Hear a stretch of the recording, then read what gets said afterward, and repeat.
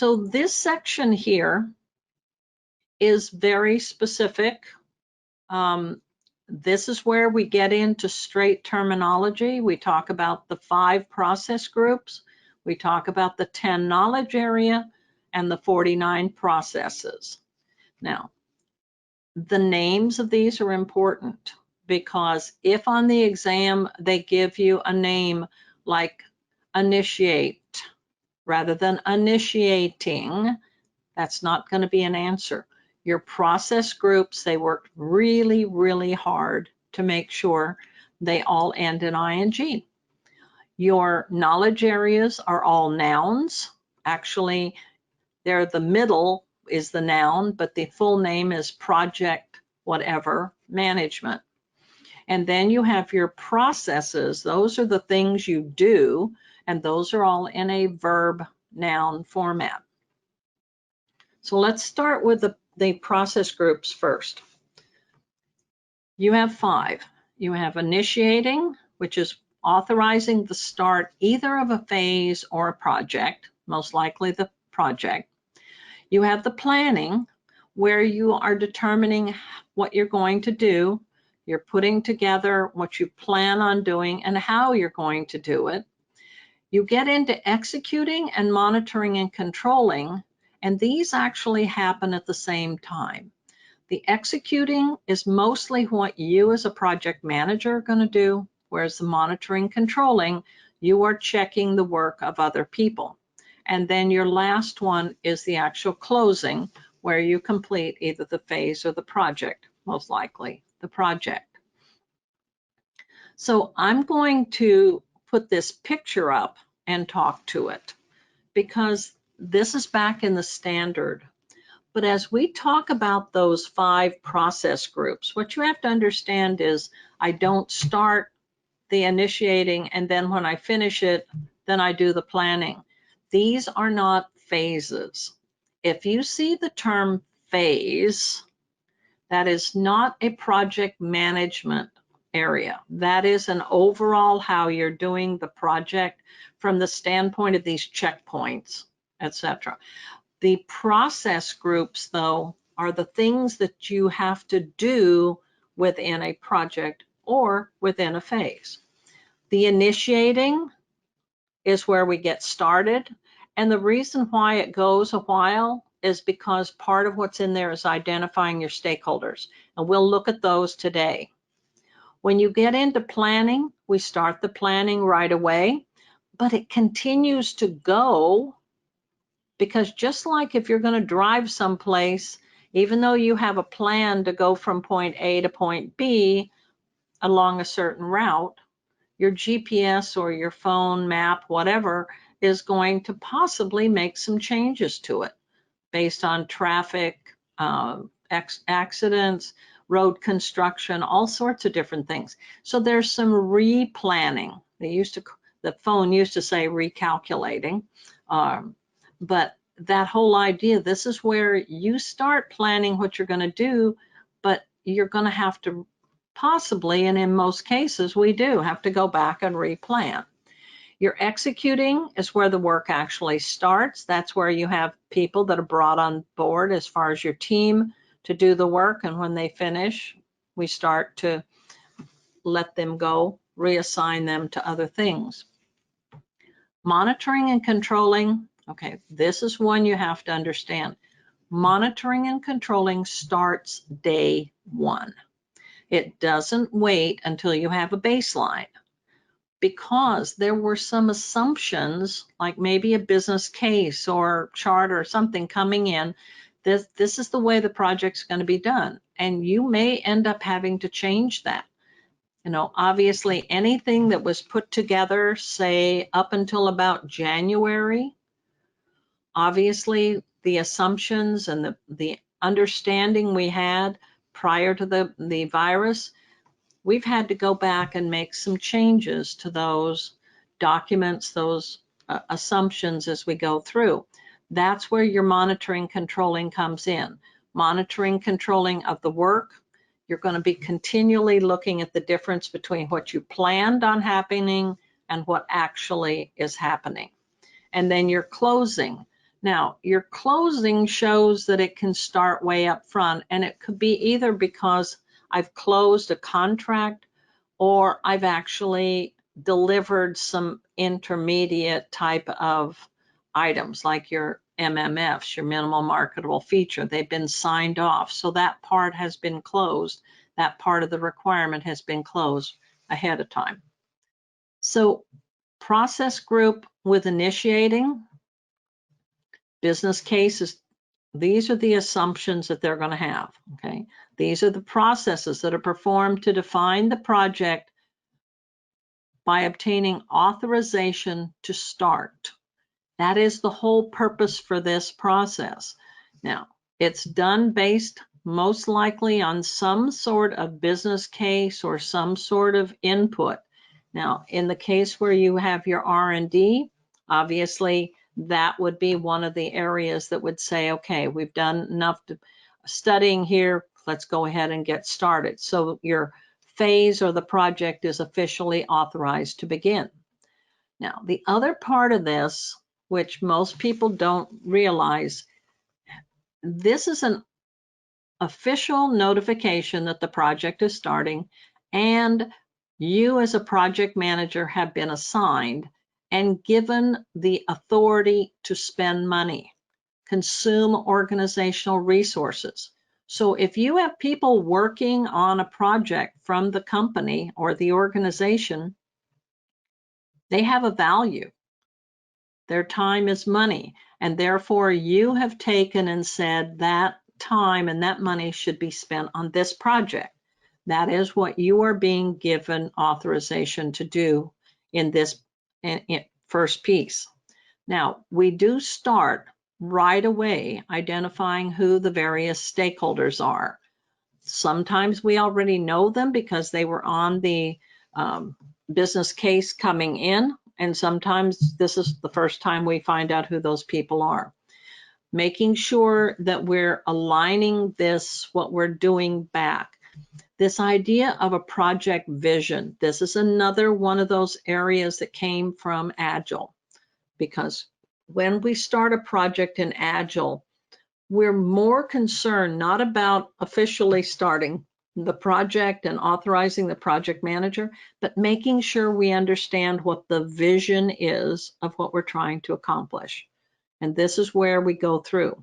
Now, it says this may be repeated for each phase of the project.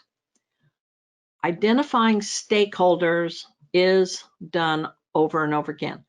The project charter, which is the other process here, is only done once. I emphasize that again. We don't redo the charter when we go from one phase to the other. Only time a charter would ever be changed is if your entire project is going haywire and you're going to have to get it back on track. You're going to have to make some major changes to it. Otherwise, once that charter is written and you're given permission by somebody else to spend money, that's it. We don't go back to it. The planning, this is where, if we're in a traditional project, we spend a tremendous amount of time. If I'm in an Agile project, especially using something like Scrum, we do this planning over and over again at different levels, but we usually don't spend more than a day on it. We plan what we're going to do in the next few weeks or the next iteration, but we don't go into more detail than that. And that's one of the problems that we had in the past. We got into too much analysis paralysis, too much planning. Now, granted, it's going to take me until after tomorrow to get through this particular process group, but that's because there's so many things not to do, but to consider. And that's the difference. Most of the time, these project plans don't get documented. They're decisions that are made, and we're using those when we put together our scope or our schedule or our budget. The executing, this is like I said, this executing group goes along with the monitoring controlling, but this is really your work as a project manager. You're working with a team, you're working with the stakeholders, you're making sure that things get done. You may end up having to take change requests that have been approved and make changes to whatever they impact. So if you had a change request to add additional resources, then you're going to have to go back and make those changes to the resource management, or you may have to change the budget, because most likely if you were approved to get more resources, you also should have been given a little bit more money to be able to cover that. Monitoring, controlling, we pretty much can summarize this into 2 words: plan and actual. And that's really what you're doing here, is you are saying, this is what I expected to do, this is what's actually happening, and do I need to make any modifications? So your monitoring, controlling, and your executing are done at the same time. It's just a matter of executing. It's pretty much your activities, you're doing your processes, whereas in monitoring, controlling, you're monitoring, controlling the rest of the team and the activities that overall are happening. Closing. Closing mostly has to do with the organization. How detailed do you have to go through and put together what you did, how it was done, what kind of archives of information, documentation? This closing, in most cases, all of these things here, your reviews, your lessons learned, any sort of archival of documents, maybe assessment of the team members, and then release of all the resources that were there.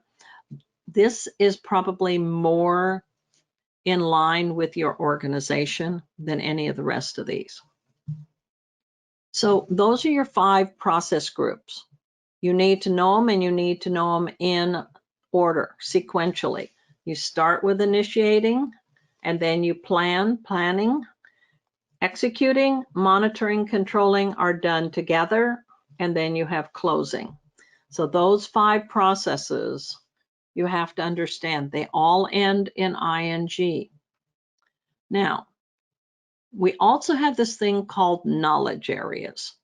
And knowledge areas are specific areas that you need to consider. These are going to help you understand, for instance, if you have scope, what do you need to do in order to come up with a scope? How do you have to monitor and make sure that scope doesn't change? So this area here, when we get in these knowledge areas, it says they're performed iteratively and can overlap throughout the project. Okay, this is probably, in my personal opinion, the worst thing PMI ever did. And the reason being is that people pick this chart up and they're used to either going across or down. And even the way that the chapters are put together in the PMBOK guide kind of makes you think that way. That, okay, so I'm going to start, I'm going to develop my project charter, I'm going to do my project management plan, then I'm going to do these monitor and control, and I'm going to close. Yeah, but you didn't do anything else yet. Okay? The same thing. Here's my scope, creating my scope, baseline, and then all of a sudden now, I'm 6 to 8 weeks or more later, and I'm monitoring it, but I haven't done anything about the schedule. And how can I actually do the scope until I know whether I'm going to be able to meet that based on the schedule I was given? And what about the cost? These 3 in planning, these 3 set of activities have to go hand in hand. But even more so, until I understand what my quality is and my resources and my communications and my risk, any sort of procurement, those are going to have an impact on what I do up here. So these are all going to be in and out and in and out. And sometimes we see that by the inputs and outputs, and sometimes we just realize I got to look at things from more than just one point of view. Integration is kind of it's a very hard one to explain, except think of the word integration. I'm putting things together. I'm putting all of the plans that I developed down here into one. I'm taking all of the work that's being done by executing by the team and putting it into this particular process. I'm monitoring and controlling everything that's going down here. These up here are almost like summary. They're consolidation type of processes as we go through those. Okay. Scope. Scope is what you're supposed to do. Project scope, product scope. Your schedule, your cost, your budget. Quality. What is it? How important do you have a very high quality product? Obviously, in your case, that battery has to have some high quality. And hopefully it wasn't your battery that caught fire over in China. That was not a good situation.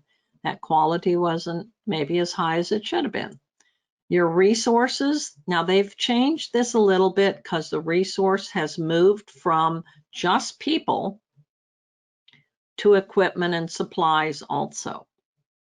So this is a matter of identifying what kind of resources you need and then monitoring, controlling the usage of those resources and whether that's appropriate. Communications, this is all the communications, both planned and how many different versions of that we have are all considered. Out of all of these plans, this is the one plan I personally always do. The rest of them I think about, but this is one that's written. And that's mainly because I have so many communications to do as a project manager. I need to know who needs to be communicated to when, in what format, what time frame, all of those things that are part of this process here with communications. Risk, unknown, depends on your project. And a lot of times that risk is very closely tied to the quality. Because if you have high quality, you also have higher risk that you're not going to be able to meet it. Procurement is when you acquire something from outside, whether it's a purchase order or you're doing staff augmentation or you're buying equipment and supplies. That all falls under procurement. And then we have stakeholders, which they have pulled out in the 5th edition into its own knowledge area because they look at it as that important to look and understand who those stakeholders are. Now, a lot of times you will be told by other vendors and other books that you pick up that you need to memorize the order in which those knowledge areas are there. That is absolutely wrong. And in fact, I'm going to suggest that you randomly create cards for these and look at them in different order. Because the reason they are in the order they are is not because PMI thought that's the way you should do it. It's because they didn't want to renumber the PMBOK guide. So when they added stakeholder management, instead of putting it up with communications, which is where it kind of was pulled apart, they put it at the end. So the order of these things really doesn't matter. So the order across the top does, and that's something that you should do. I'm going to suggest that what you do is you make up some cards for these process groups and some cards for the knowledge area, and then we're going to also look at cards for each of the processes. You will need to know when you pick up a card called Manage Quality. First of all, it's real easy. You know it has to be part of quality, but when? Which process group does it fall under? You need to recreate this chart. Now, they used to say, dump it as soon as you got into the exam. Well, first of all, you don't have time to do that. And if you don't know where those processes connect, you're not ready to take the exam. You need to know the knowledge areas, you need to know the process groups, and you need to associate these 49 processes with those. So this section right here, I'm only going to go through part of it. I'm going to have you go back and read the rest of it, because if you go look at this section, which is the first of chapter 4, it will tell you that these are the various processes, and it will also tell you what are the key concepts you need to know about project integration management. Now,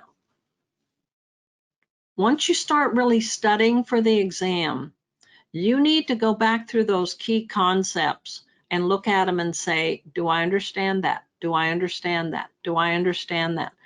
They're not exactly the things that are identified on the exam content outline. They're kind of a combination on the outline for the exam. But those are the key concepts.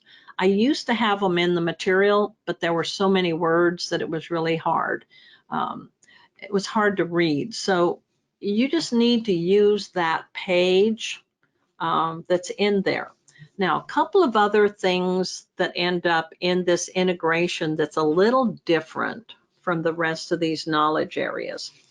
They talk about complexity.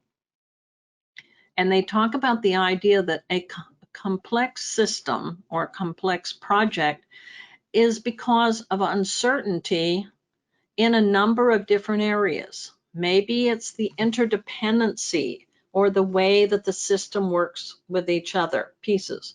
It also could be complex because of all the different people that are involved. It could also be complex because I'm not sure of what I'm doing, the uncertainty, that lack of understanding.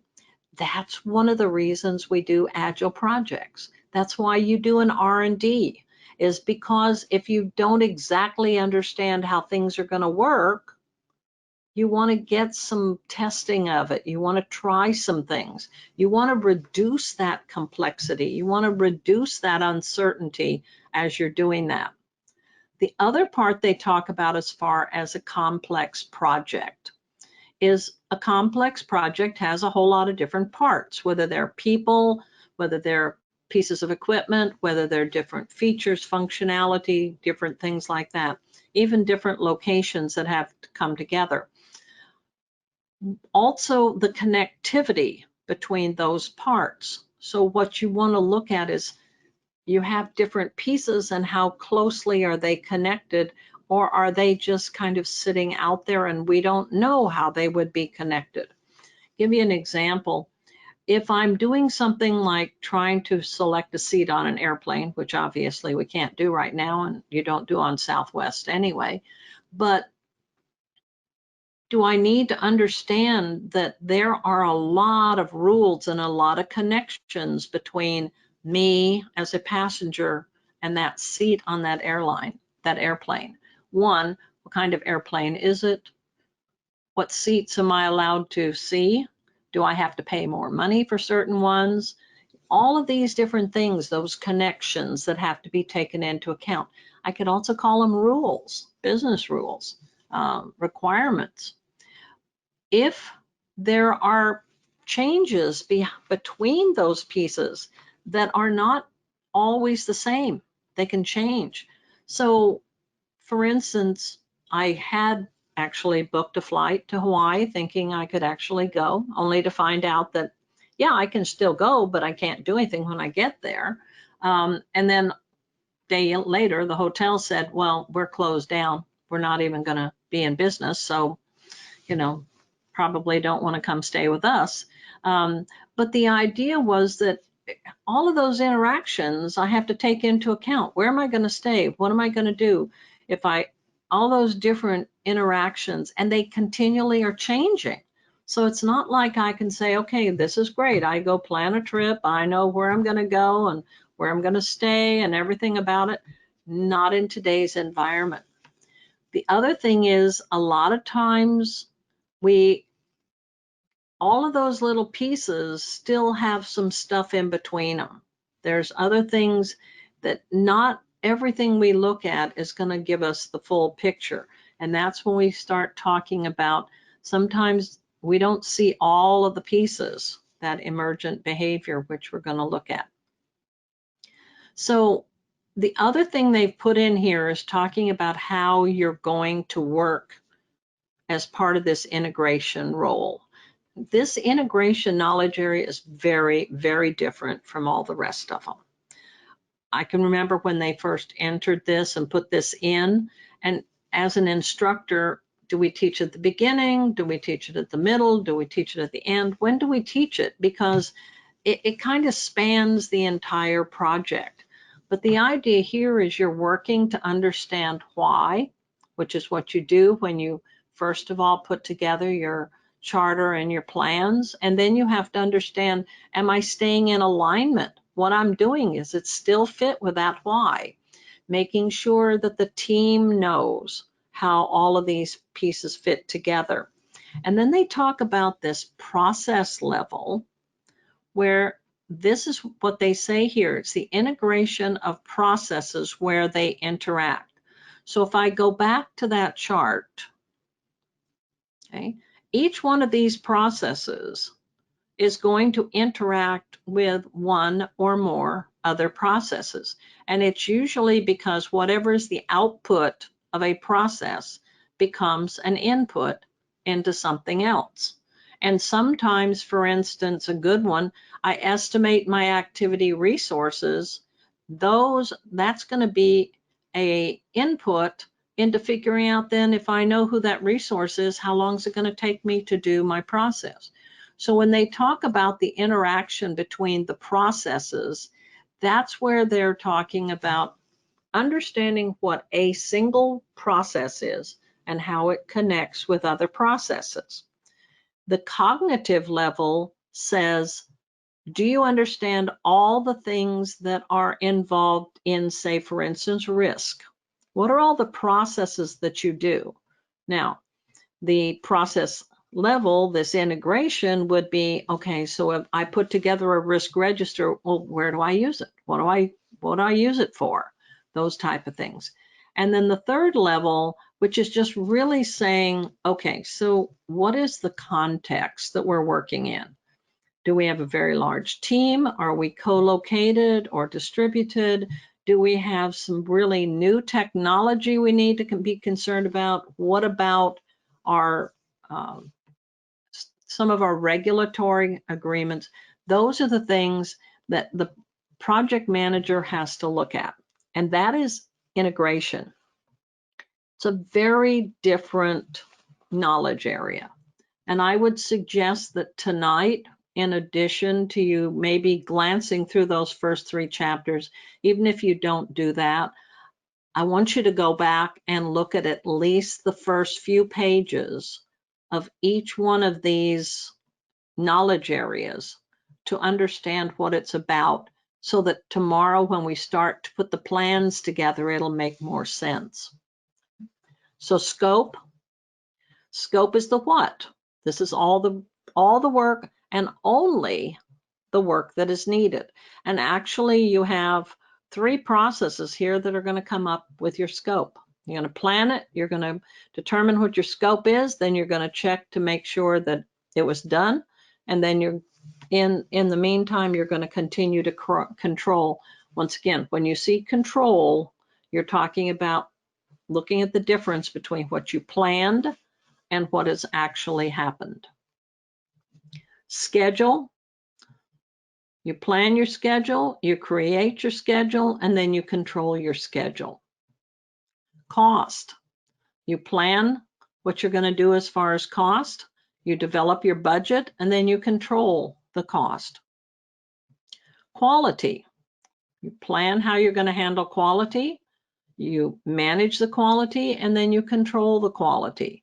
You're going to start seeing some of these do and check as we go through. Now, risk is very different. Risk tends to fall in under that chart, almost all of it. Well, the first, 5 processes all fall in planning. And yet in reality, all of these, identify, perform, identify, and implement, all of those actually are repeated again in this particular process. So I'm going to hold off on doing most of these until later because I want to look at them overall once we get started with our project. Resource, these are the resources needed, both the team and then the physical resources. This control resources, this is a brand new process in the 6th edition, and that is because they changed this from calling it HR or human resource to overall resources. But I'll warn you ahead of time, when you read this section in the PMBOK guide, they really didn't edit it completely. It is still very strongly focused on the people as opposed to the equipment and supplies. So you're going to have to kind of, as you read it, add that extra word in, and I've done that on some of my slides. Communication, 80% of your time, 3 processes.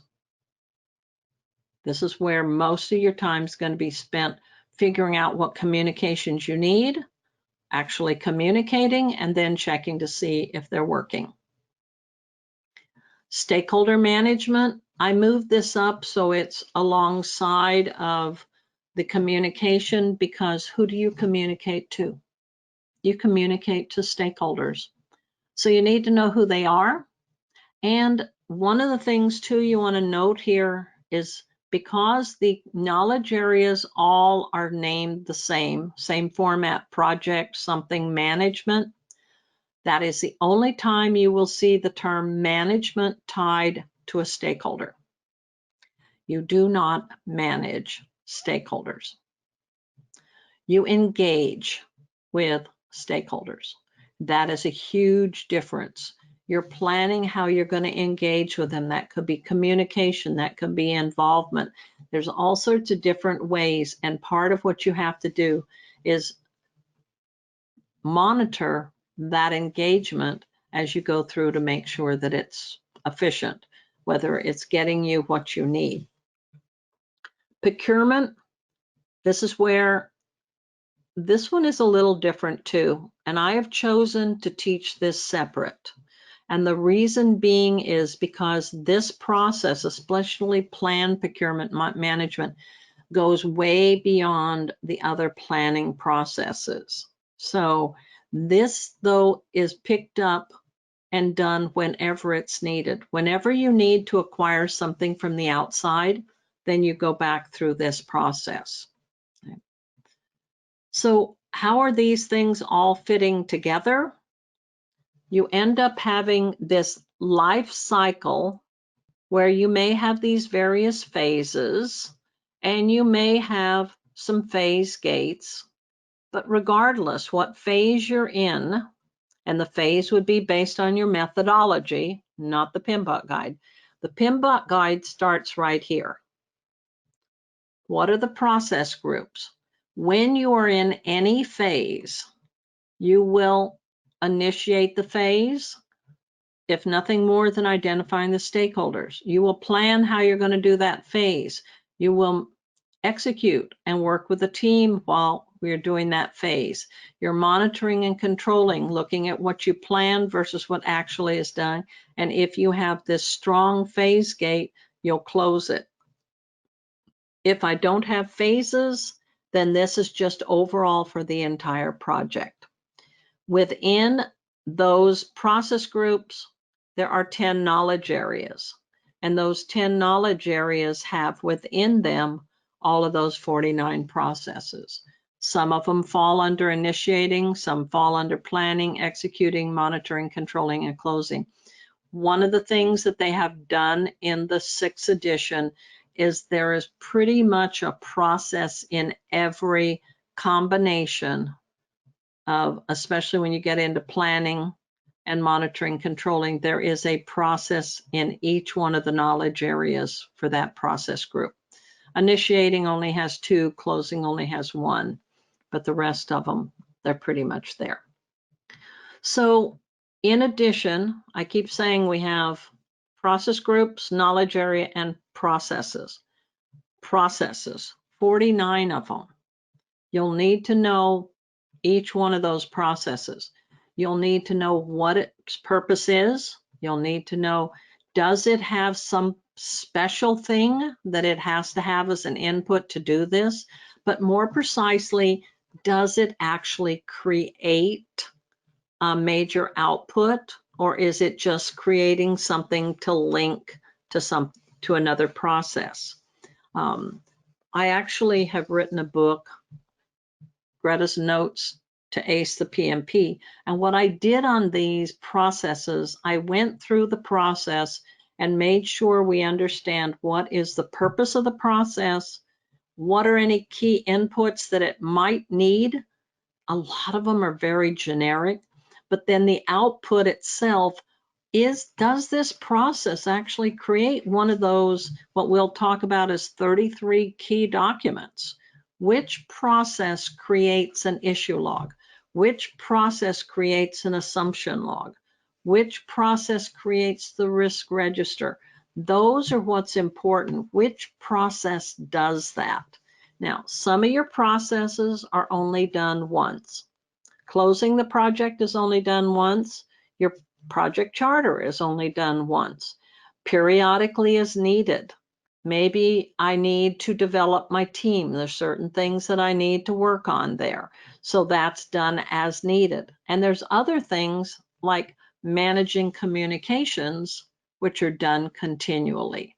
So these processes are not all of the same weight. Some of them, like I said, we've broken them apart, especially in scheduling. We break into a lot more different processes because there's different tools and techniques, there's different terminology, but it's just like step 1 to step 2 to step 3 to step 4 to actually create our final schedule. They chose to break it apart because they want you to realize that there's different tools and techniques that you may use for each one of those. There is a data flow diagram for all 49 processes that will show you exactly where these inputs come from and where these outputs go. Now, once again, there are some key inputs, there are some key outputs that you need to worry about. But what you have to understand is how they're related to each other. When are they done based on the process group? What do they pertain to, which is the knowledge area, but then how do they relate to each other? And those are the 3 things that you have to understand. Now, we'll go through every one of these 49 processes individually. I'll try to do them more in the order that you would do them so that we can see a little bit more how they relate to each other. But then there are certain ones that are going to snake, as I call it, around from one process to the other. Change requests, deliverables. There's certain things that you're going to look at where those processes are directly tied together in order to do some sort of scenario as we go through. Now, we've been talking about the project management and the processes that you do as a project manager to actually deliver this result. We do not talk in the PMBOK guide about the product. We don't talk about what do you have to do to build the product. That, first of all, the product scope is either the responsibility in a traditional project of a business analyst, or in an agile project, it's the product owner. Somebody else is responsible for the scope of the product. As a project manager, our role is making sure that we deliver that result and what are the things that we have to do. So it says here, the product management processes are not discussed in the course. They're not in the PMBOK guide. But when you do a real project, you're going to see if all you put in is the project management stuff, you're going to have huge holes in it. It's like, okay, so I'm going to have all these status meetings and I'm going to create all these communications, but where am I actually building the product? That is what is not part of the PMBOK guide. And if you've actually worked in the area on a project, you'll realize, I mean, maybe 60, 70% of the project has to do with building the product. not necessarily the project management. But that's where this is only going to look at the project scope and those activities. Okay, so this next section and inputs on the different components. So before we do that, questions? I guess I should ask you, how many of you actually have looked at the PMBOK guide? If you become a member of PMI, one of the advantages is you do get an electronic version of the PMBOK guide, as well as like 47 other documents. But you also get a discount on your exam that is just about what you're paying for the membership. So that is probably a good thing. The PMBOK guide electronically is probably not the easiest thing to read. But on the other hand, if you have the paper copy, because it's printed on gray paper with gray ink, it's really hard to read for any length of time. But you're not expected to read it from beginning to end. You're meant to pick it up and read sections of it. So that's once again where you could do an electronic search on a keyword and find it type of thing. So, but yeah, that area there is critical. Okay, so which one of the following is not one of the process groups? Has to have an ing on the end of it. Easy as that. That's the first thing to look for. Then you look at the words. But if it doesn't have the ing, and if I put the ing, then it would be a legitimate one, that definitely. Okay, so this is kind of something we talked about before. Ongoing operations in a project both have initiating processes, but only a project has only projects. This is the difference, the definition between a project and operations. Yeah, no, only the project closes. They both have executing, and if you go in and look at what we're doing as far as communicating and looking and helping things get worked on, only projects though are closed. Operations are continual, so they would not have those closing processes. If you had phases, and if you had a transition between those, what do we call that transition between? Is that transition considered a stage gate, Monte Carlo, constraint, or decision tree? Good.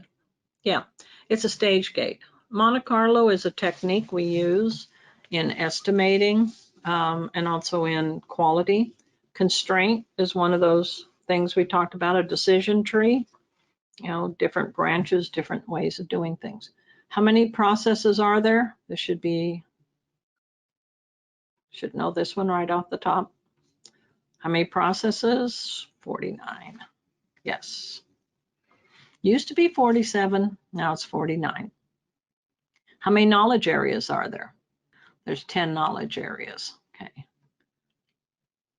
10 knowledge areas, 5 process groups, and 49 processes. Okay, so I'm going to skip this one right here because you don't have a picture in front of you. But this is going to be one of those. This is really, well, actually you should. This is a knowledge area. Okay.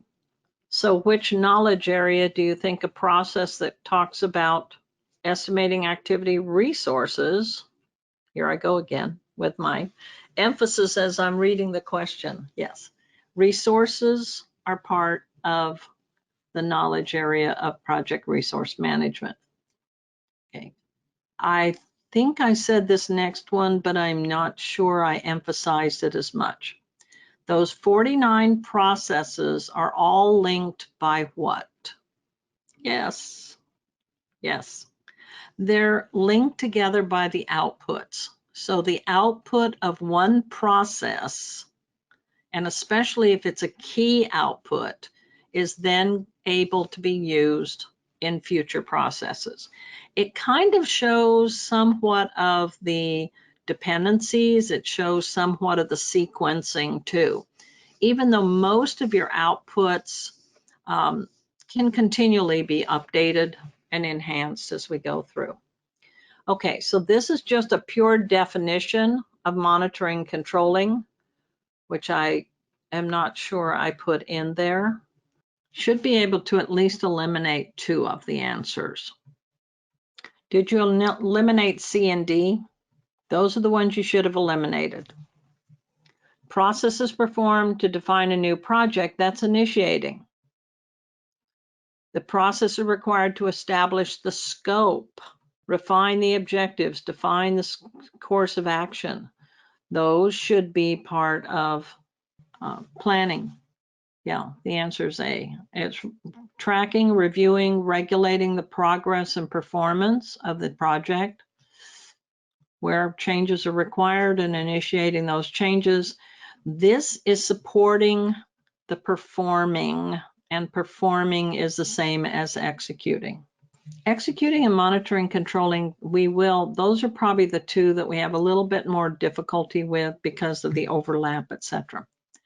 So this one goes back to some of the things we talked about earlier with those charts. Which of the following is not accurate about the initial phase of a project?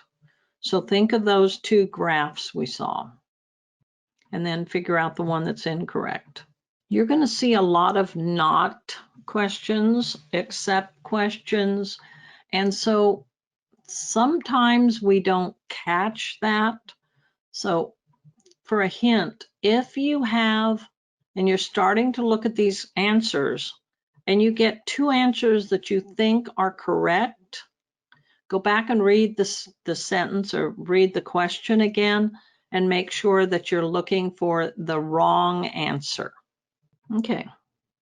The cost associated at the beginning of the project is the lowest, not the highest.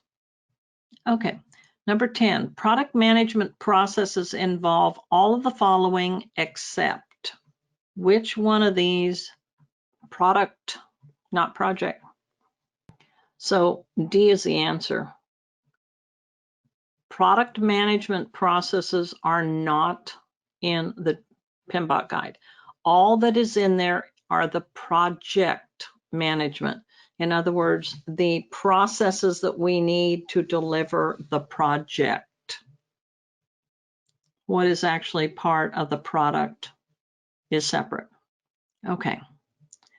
So once you go back, you're going to need to go back and look at the slides, look at the PMBOK guide, the words that are there, then coming back on here. I'm going to put this out, and I want to do kind of like a virtual retrospective.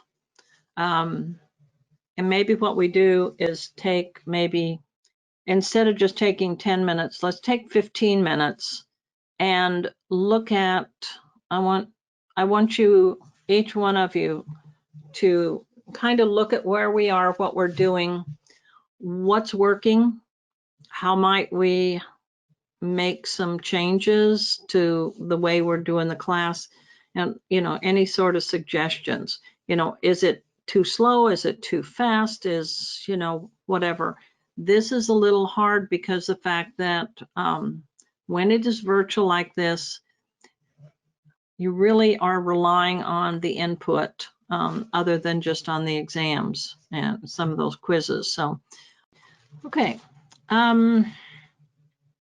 I did request that you get the slides so that you have those to take a look at. The course is also being recorded, so you will have access to that to go back and look at the sections where you may have missed on that. I like the comment that you made about the questions, and I apologize. Yeah, we need to spend just a little bit more time explaining those questions. Now, who was it? The questions that I have here are not very, the content is similar to what's on the exam, but the format is very different.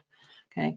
I'm trying to do with these questions, making sure that you, like in the one where we looked at what's a definition of monitoring, controlling versus executing. All I'm trying to do is have you go back and realize what the difference of those are. You probably would not have a question like that on the exam, because it would more say, this is the situation that's going on. Would you be monitoring, controlling, or would you be executing? So it's more of taking a situation and asking you, but in your mind, you're going to have to say, well, what was the definition of one versus the other? So I'm trying to get you to start out with understanding the differences of these and then moving. Obviously, you won't have a question on how many processes there are. That may be on your CAPM exam, but it won't be on the PMP. But the stakeholder engagement rather than stakeholder management, things like that would be on there.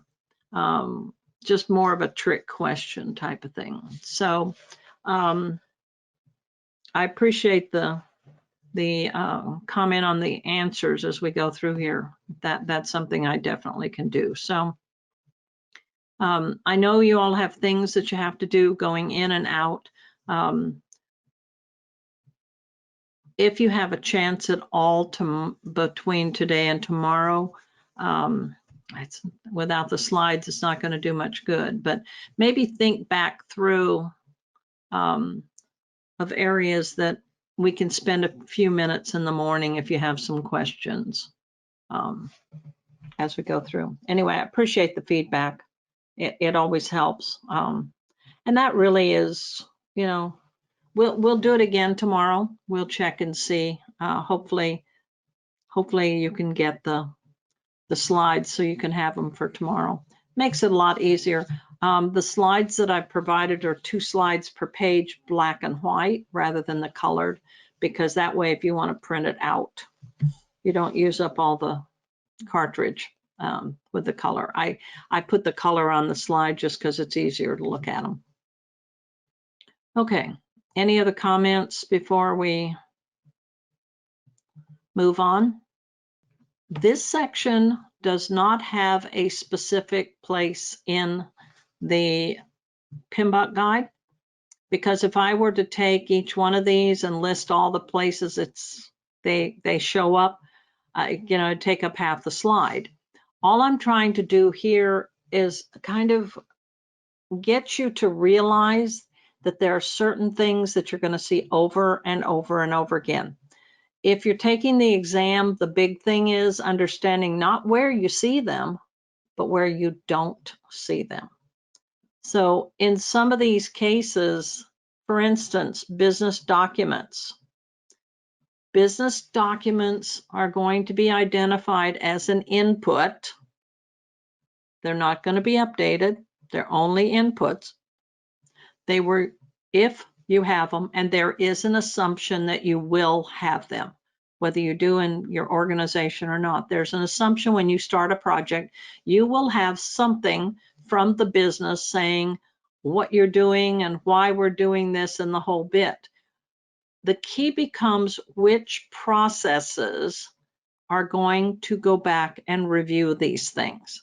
So even though they are not there real often,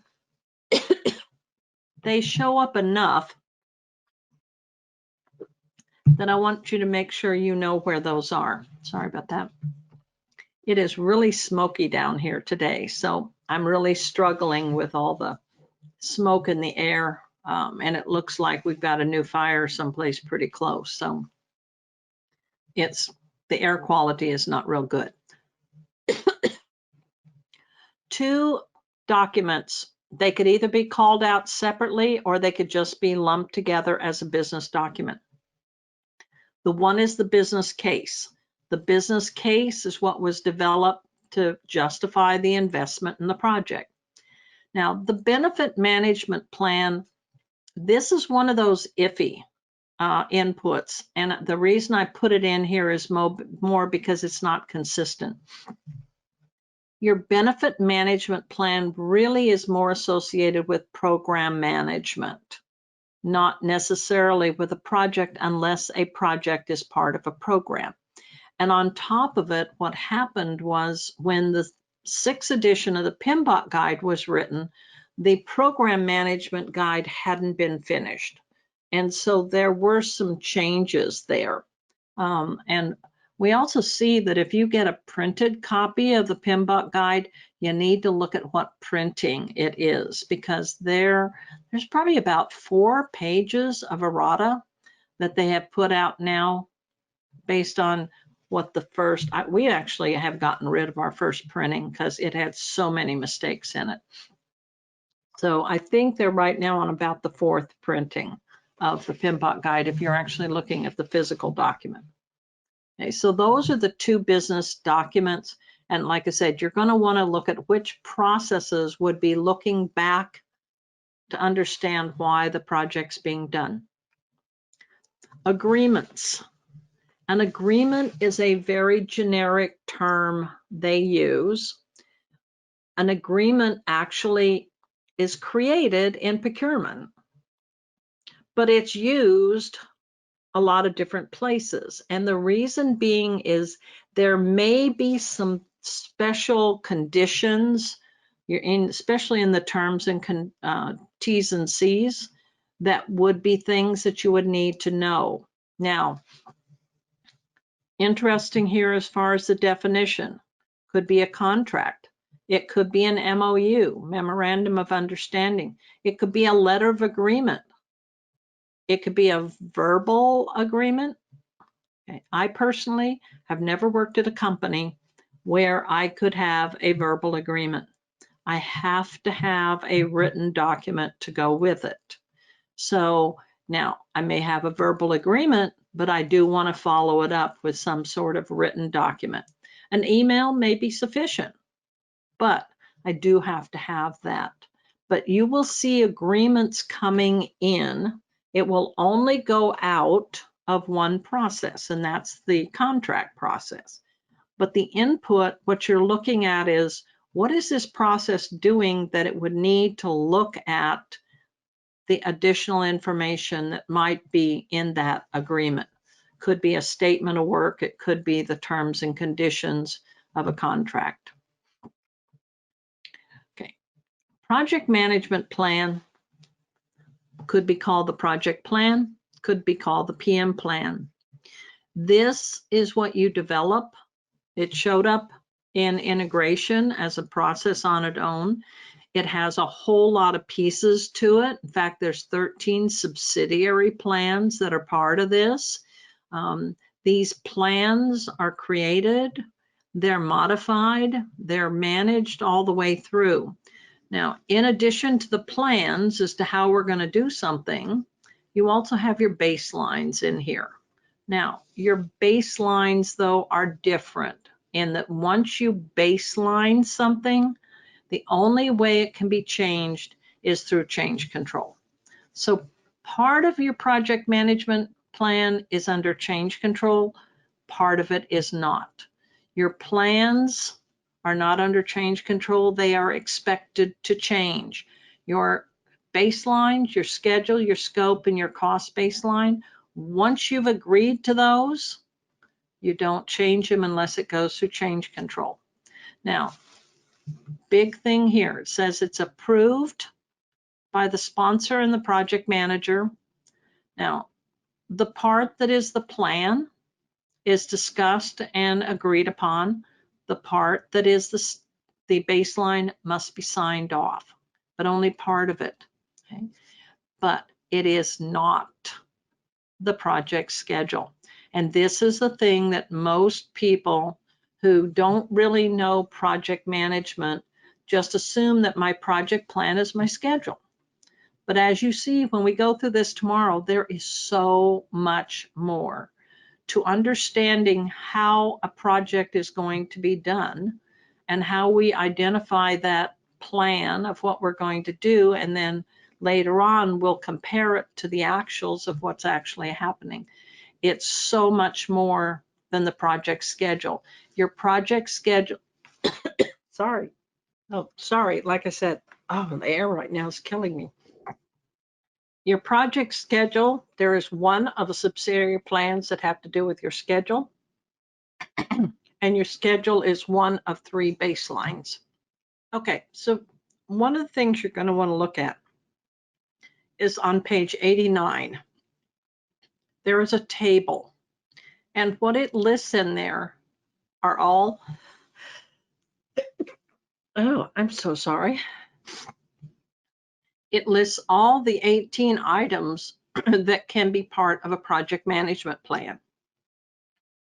It also identifies 33 project documents. Now, these are the key outputs. Out of the 1,200 or whatever, there's only 33 that really are critical. Hold on just a second. This table's real critical to look at because you need to understand what goes in as part of the project management plan and what are these key documents. Now, I made the note down here. As you're putting your application together to take the exam, what you're going to need to do is refer to these project documents. You're going to have to say, I created the stakeholder register, or I maintained the issue log. Those are the key words they're going to be looking for when you talk about what you did on the project that you're using as far as your experience. Okay, one of the other ones that is very, very often used, this is going to be created almost immediately. It will be continued to be added to all the way through the project. And this is a register of the stakeholders. Now, when you see the word register, think of a spreadsheet, because that's really what this is. It's a spreadsheet where you identify the different stakeholders and you identify different things about them. And actually, when we get there, you're going to find that you have 2 worksheets. Some of the information about the stakeholder on the register is common knowledge, what their email is, their contact information, all of those type of things. And the other part is your analysis and assessment, how you're going to work with this individual. That information needs to be kept confidential. That is for you to capture some of that information to better understand how you're going to work with somebody. Maybe it's shared with other people on the team, maybe not. Depends on how you're doing things. Updated throughout the life cycle. So another one of these registers is the risk register. Okay, it's also a spreadsheet. It's a spreadsheet where you have all sorts of different risks. Maybe the category, the type of risk it is. Maybe somebody as an owner, maybe some responses of how you might react to it if it happens. Root causes, different events. Maybe a trigger. You see something coming ahead of time. I made the comment, we have a risk that they may do a rolling blackout. Now, the trigger would be they have to notify me. They've already notified me this morning that it could possibly happen. And we would be notified an hour before they shut off the electricity. So those are triggers. So until I get that next trigger, I'm not going to worry too much about it. But I am going to figure out, when I got the first trigger this morning, I looked at it like, okay, so what effect might that have on the actual course itself? When that risk might happen, when it's no longer relevant, because you want to get rid of it. I mean, if I got a thing this morning saying I might have a rolling blackout today, okay, if we don't have one today, then that risk is gone. Now, maybe we have to put it back on again tomorrow if I get another trigger, but if not, you know, it's done and we got through it. So that's part of what you're doing. your stakeholder register and your risk register are going to pretty much be available to every process that we go through, whether it's called out or not. Now, the other thing that they've done is they've kind of elevated this idea of an assumption. By definition, an assumption is something that we believe to be true. Okay.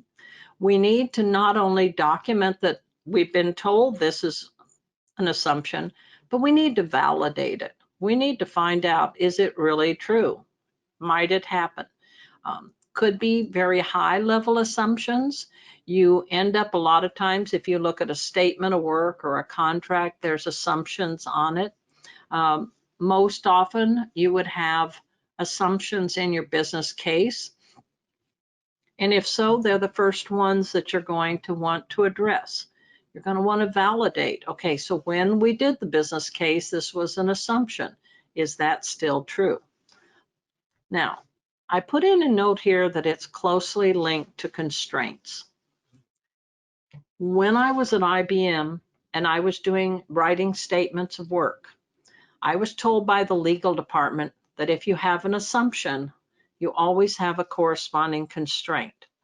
So my assumption might be that we're going to start the class at 9 o'clock in the morning. Okay, that's an assumption, and it's going to end at 5. My constraint would be if I don't start the class at 9 o'clock, what effect it might have on the course itself. Okay? Now, let me go one step further, because one of the clients I work with in Phoenix, aerospace contractor, they say that every constraint has a corresponding risk. That if I have a constraint that I have to do certain things, I have a risk if I'm not able to do it. Okay? So you have an assumption that you assume to be true.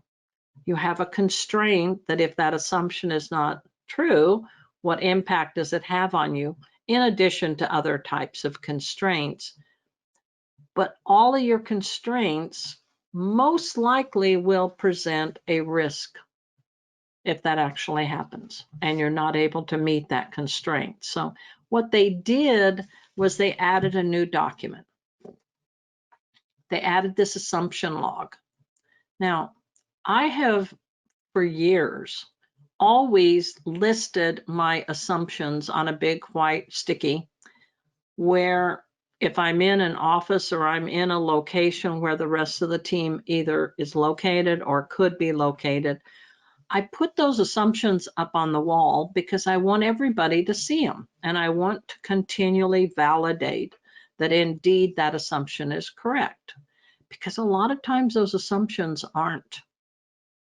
They were at the time, maybe even, but a lot of times at the time it was written, they were a good assumption.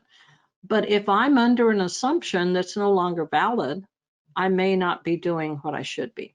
So PMI added this new document called an assumption log, where they want you to specifically pull out and start adding to this log every time you hear somebody say, well, we're assuming this will happen, or we're assuming we'll have this.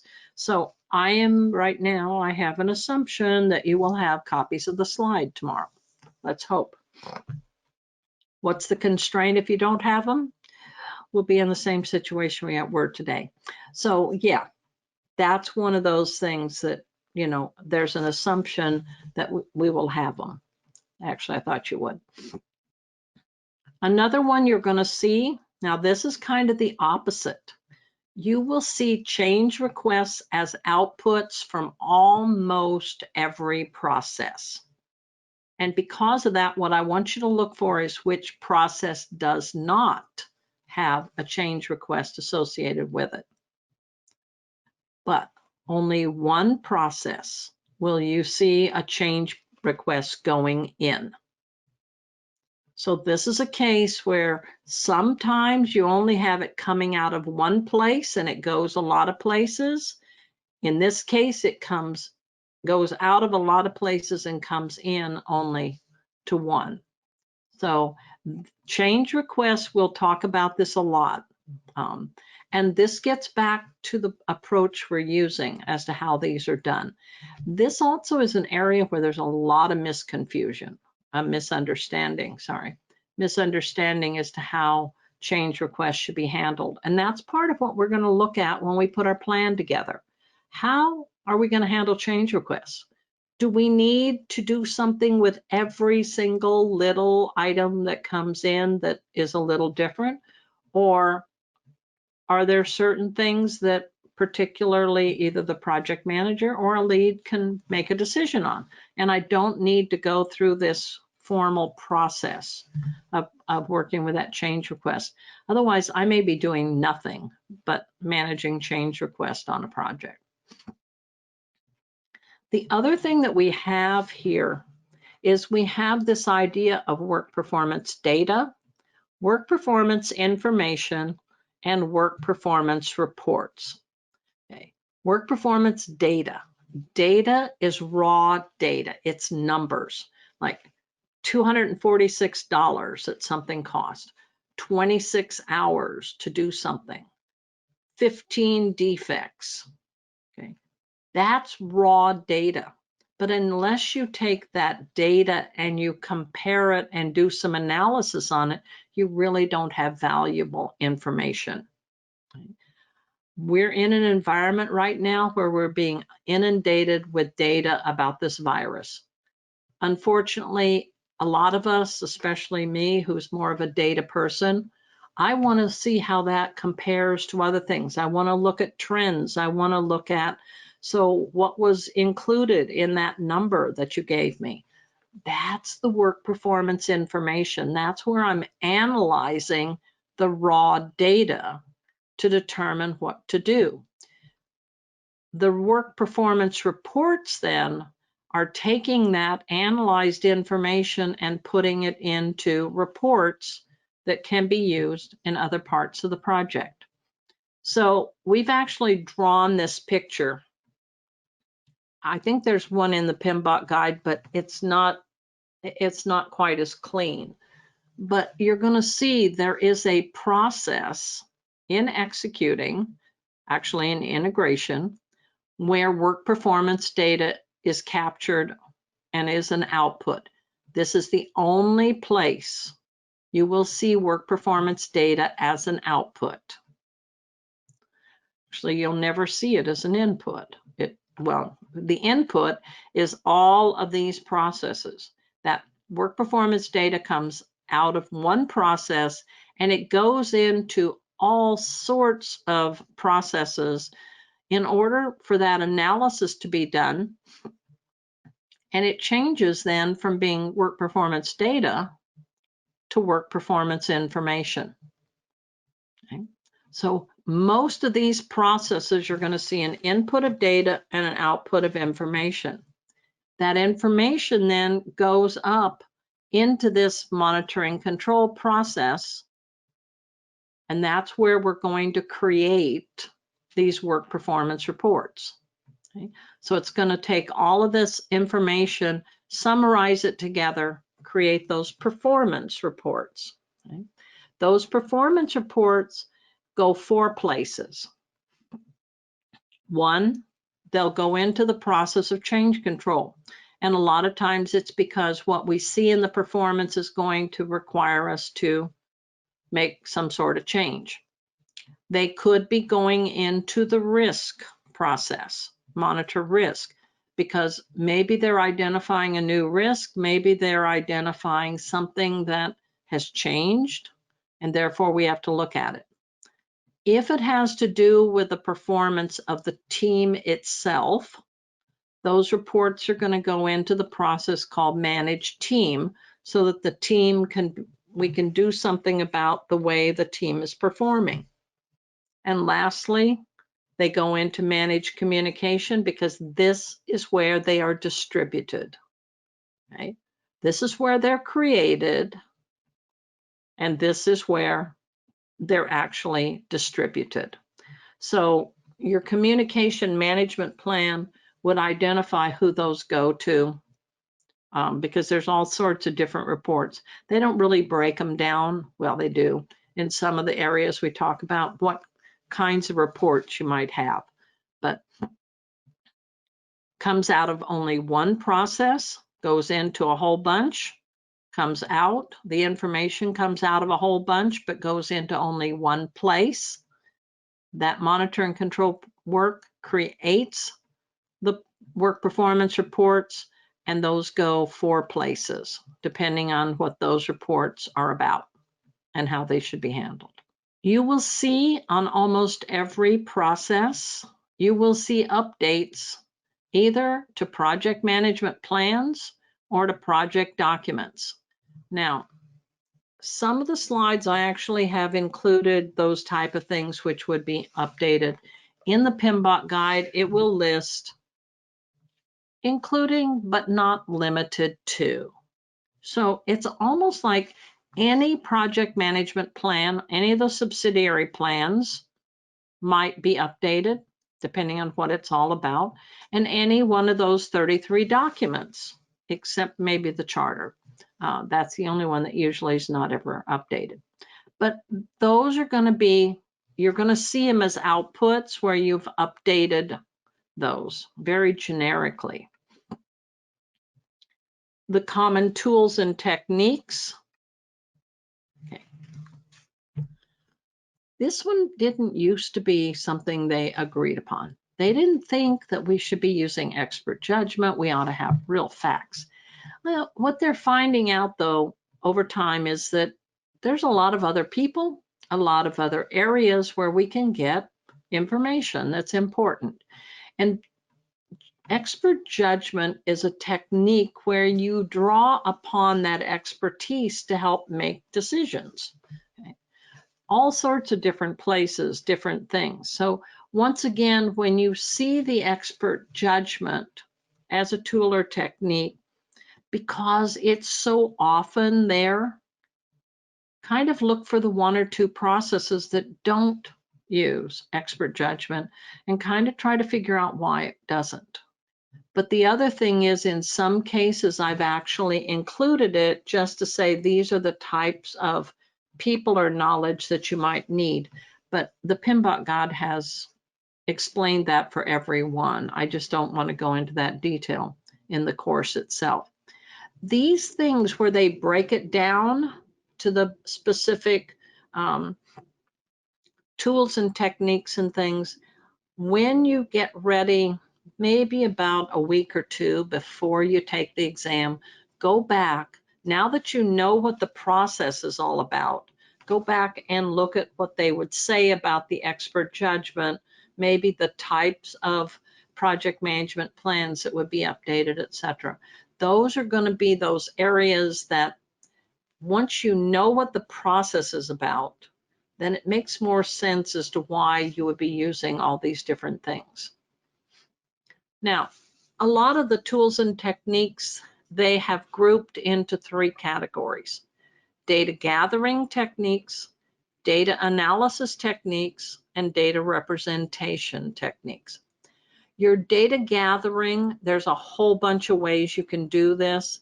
And once again, because I'm kind of a business analyst and this is where I live on most projects, if I'm not doing the project management or both,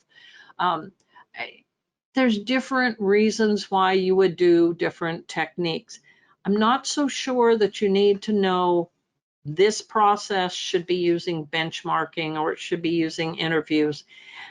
They made a choice there, and a lot of times I'll disagree depending on what the project is. But the idea is data gathering means you're trying to get information to help you understand what's going on in that process. Your data analysis are much more specific. These are techniques that can help you take what you have and analyze it. And most of those, except for a couple, you're going to have to know what they are. And in some cases where they're used, but in other cases, they may be pretty general.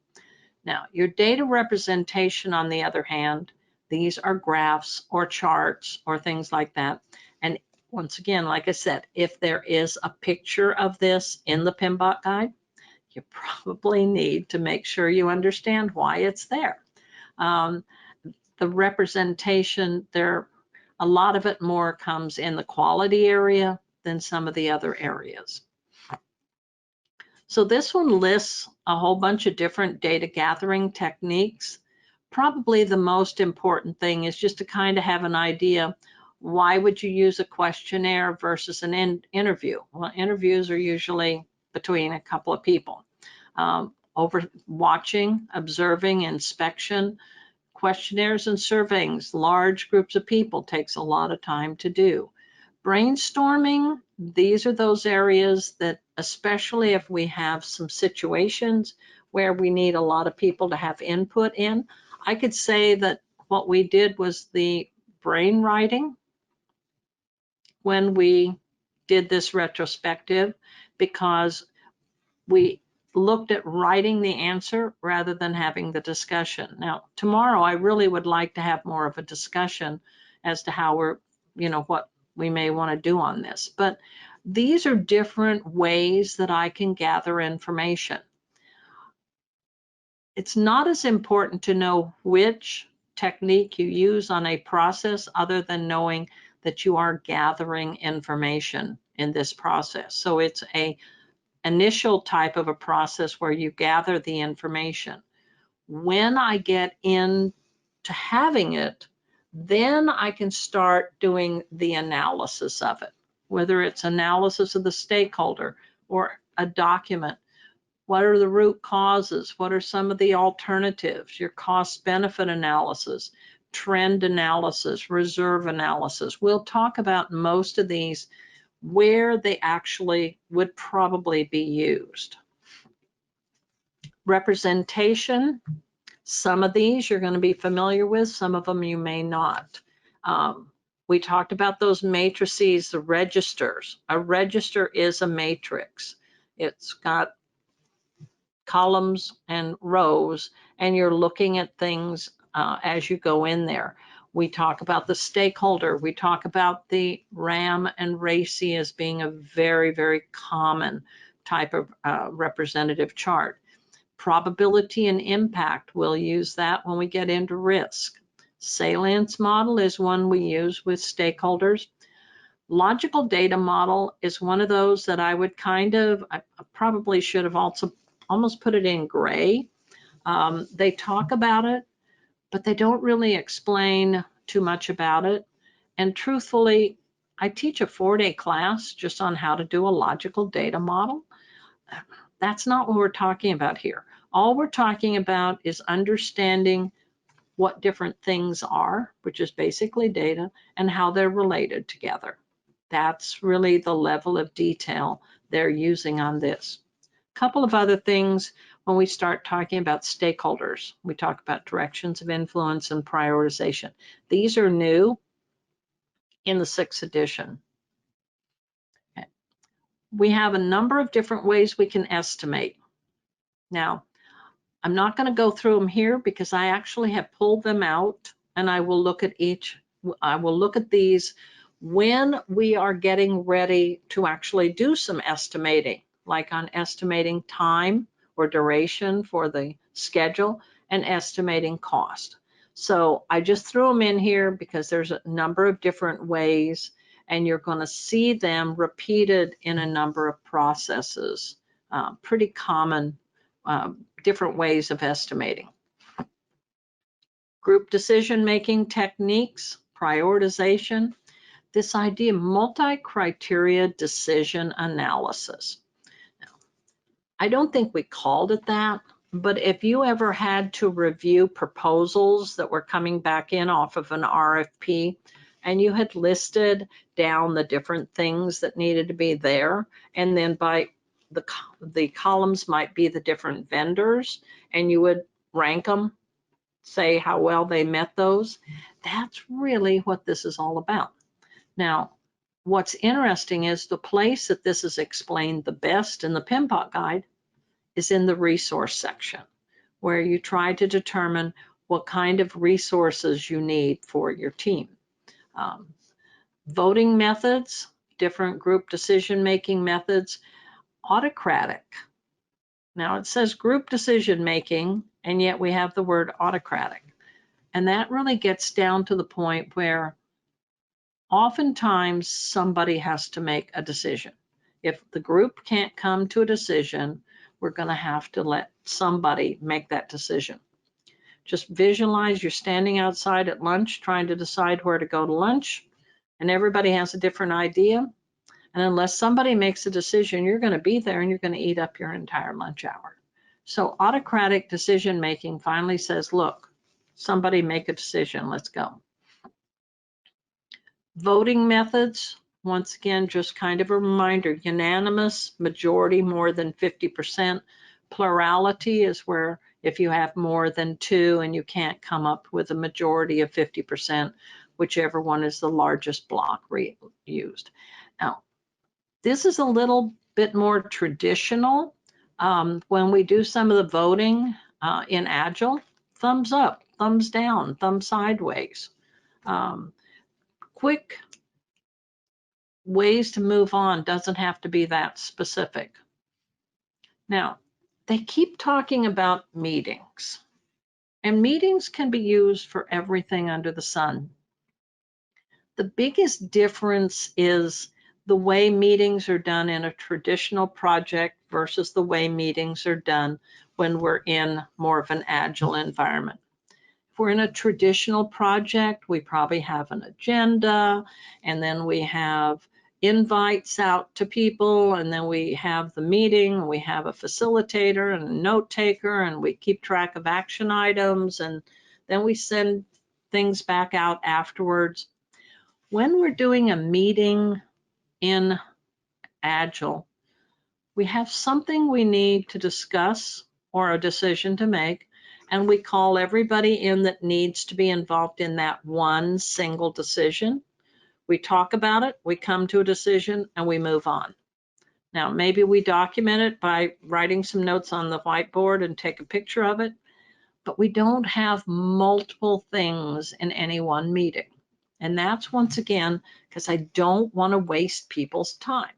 If you are there in the meeting because your item is third on the agenda and we don't get to it, you're not going to be happy.